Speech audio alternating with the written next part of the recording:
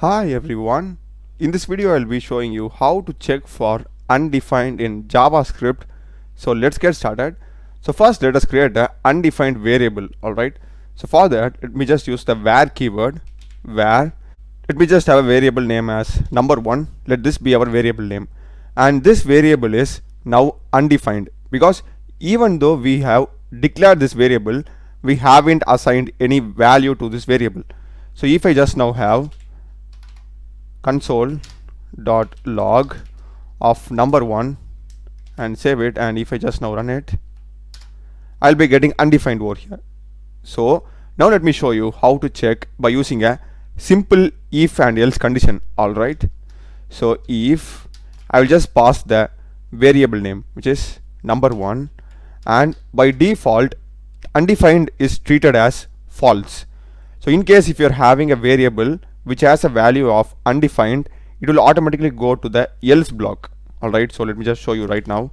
Else, and let me just have a console here as has some value. Let me just now save it and we just print undefined. Alright, saving it now, and let me just now comment this console. So now as I told you earlier, undefined is treated as false, so we will be getting the else block printed. So I will rerun it again. So here you can see I'm getting undefined, which is this one, and this is the thing over here. And in case if you want the if block to be executed when your variable is undefined, you need to just have a not over here. So if you just have this not, still the condition will swap, so we need to just put it over here, and we have like has value. And if I just now run, so you can see I'm getting undefined. So if you want the if block, you need to just add a not over here, but by default undefined is treated as false, and only the else block will be executed if you don't use any condition over here. So this is the first way. And another way how you can check undefined is that rather than having this if else block, is just by like having a condition equal to undefined. So equality, just type undefined. Alright, this is not some string or something, this is like just undefined, like how you have null, right? You have null, exactly same like thing like that.